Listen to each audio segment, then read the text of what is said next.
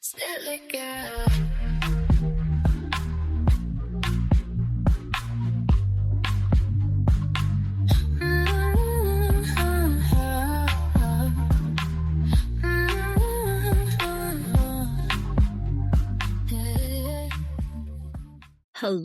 welcome back to another episode of Spill a Girl podcast. If you are new here, my name is Celia, and girl, let's talk about something that happened to me the other day that absolutely sent me. Someone asked me very seriously, very professionally, so are you the breadwinner of your household? And I paused, not because I didn't know the answer, but because my brain immediately went to breadwinner. No, but I did make blueberry banana muffins yesterday. Like, I'm sitting there thinking, like, are we talking income or are we talking like actual bread production? Because those are two very different conversations. And if we're talking bread production, I am absolutely carrying this household. I call it the mom bread era. I swear something happens to women after they have kids. And I always say it like so cliche.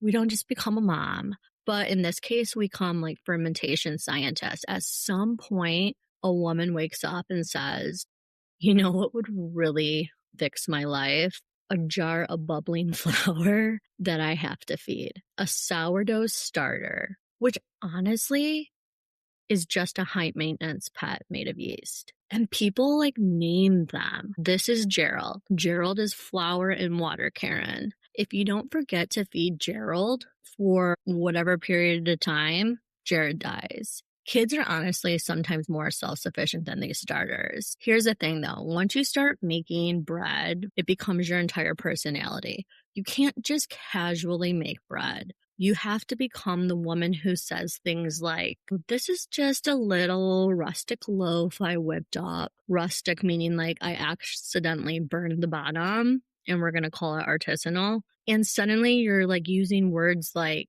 crumb, hydration level, proofing. Girl, I barely proofread emails and now I'm like proofing dough like I'm a Parisian bakery.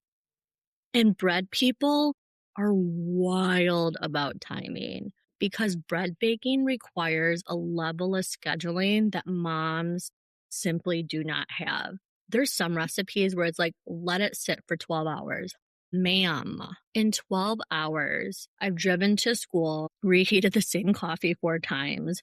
I've cleaned mystery sticky substance that's been on my fridge for I don't even know how long. I've emotionally recovered from multiple toddler meltdowns. And now let me check my dough's emotional development. Like, how? And somehow we do it. Why do people who make bread suddenly become like humble braggy as well? Like, this loaf, it's not my best. Meanwhile, it literally looks like it belongs in a bakery window in like Tuscany. And then they cut into it and show the inside like it's like a medical reveal. Look at the crumb. Why does bread have a crumb shot like it's an Instagram influencer? No one has ever cut a grilled cheese in half and said, look at the crumb structure. But sourdough, suddenly we're in like National Geographic documentary. But I will say this, like bread is therapy. And I get it. Like bread baking is basically therapy because kneading the dough is like the only socially acceptable way for moms to punch something repeatedly. You're just there like, this is for the laundry, punch. This is for the daycare bill, punch.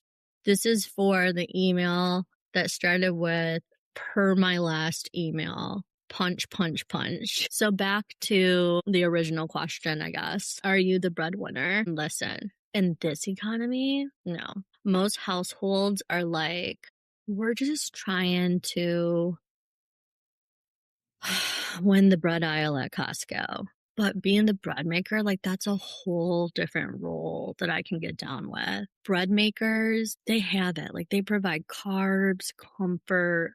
There's this like illusion that we have our lives together because nothing says I'm thriving like pulling a warm loaf out of the oven in front of people, even if 10 minutes earlier your kid was crying because their socks weren't on right, you still feel good. And the funniest part about it is you spent 4 hours making homemade bread and your kid will still ask for like bread out of the bag. It's absolute betrayal. This loaf has depths of flavor. And they're like, it tastes like toast, but it's hard.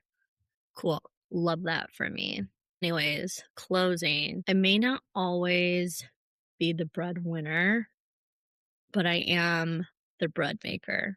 I love gluten. I am a woman that will stand in her kitchen at 9:47 Googling, why is my dough sticky, and feel like it's a personal failure. And honestly, that counts for something. Because if the world falls apart tomorrow, at least I'll know how to make a loaf of bread. And that's very important.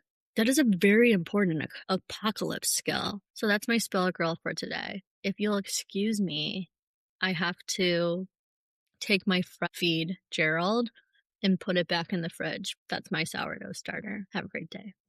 Spill it, girl.